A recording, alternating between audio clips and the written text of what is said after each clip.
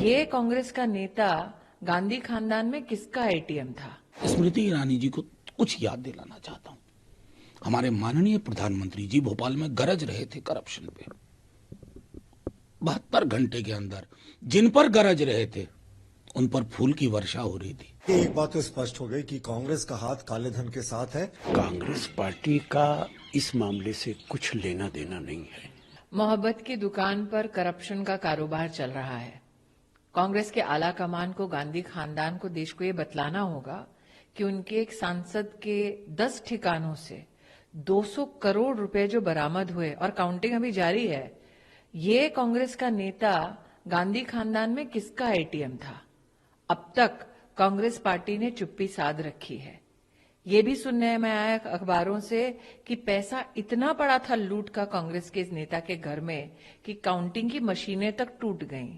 जैसे कि मैंने कहा, मोहब्बत की दुकान पर करप्शन का जो कारोबार चल रहा है, ये कौन है जिसका एटीएम बनकर कांग्रेस का ये नेता उभरा है? चाहे शराब का घोटाला हो, महादेव ऐप का बेटिंग का घोटाला हो, चाहे भर्ती में घोटाला हो, कांग्रेस ने जब सत्ता पाई है तब घोटालों में उनकी पार्टी, उनकी सरकारें लिप्त रही हैं। आज पुनः उनके एक नेता के घर से 200 करोड़ रुपए कैश बरामद होना, और जैसे कि मैंने कहा, मीडिया के हवाले से पता चल रहा है कि काउंटिंग अभी जारी है।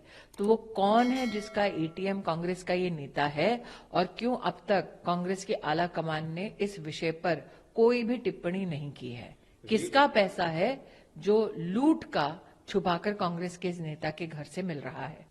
मैं उनके जस्टिफाई नहीं करूंगा। किसी के घर से अगर इतना मिलता है तो उनको एक्सप्लेन करना होगा। लेकिन मैं स्मृति ईरानी जी को कुछ याद दिलाना चाहता हूँ। हमारे माननीय प्रधानमंत्री जी भोपाल में गरज रहे थे करप्शन पे। 72 घंटे के अंदर जिन पर गरज रहे थे उन पर फूल की वर्षा हो रही थी। वो डिप्टी चीफ मिनिस्टर है, उस पर कहेंगी स्मृति जी, अजीत पवार साहब पे। और उत्तर पूर्व में एक मुख्यमंत्री हैं, डॉजियर निकाला था आप लोगों ने। आज आपके वो one of the brightest faces बना के आप घुमा रहे हैं, उस पर कुछ कहेंगी स्मृति जी? वो मैं बार बार कहता हूं, टिप्पणी करने से पहले अतीत का आईना रखिए। देखिए, एक बात तो स्पष्ट हो गई कि कांग्रेस का हाथ काले धन के साथ है।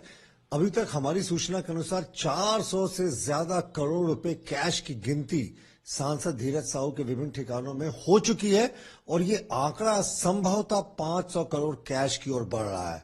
और आप सोचे, सिर्फ कैश की बात कर रहे हैं, अभी तो उनके प्रॉपर्टीज के लॉकर्स खुलने बाकी हैं, प्रॉपर्टीज को खंगालना बाकी है। तो जो कांग्रेस जिस तरीके से करप्शन में डूबी रही है, देश को लूटा है, एक बार फिर से ये एक्सपोज हो गए।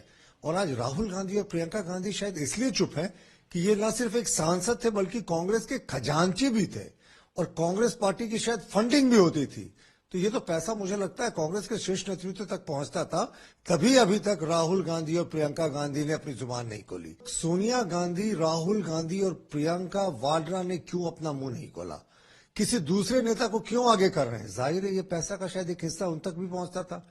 तो हमारा मानना है कि ये कांग्रेस का इलेक्शन फंड मैनेजमेंट का एक बहुत ही छोटा सा तिनका था। मुझे लगता है जो टिप ऑफ द आइसबर्ग कहते हैं ना, वो था। ये पूरी जब रिकवरी होगी, अल्टीमेट रिकवरी होगी, तो कई खरब में जाएगी। और कांग्रेस एक्सपोज हो गई।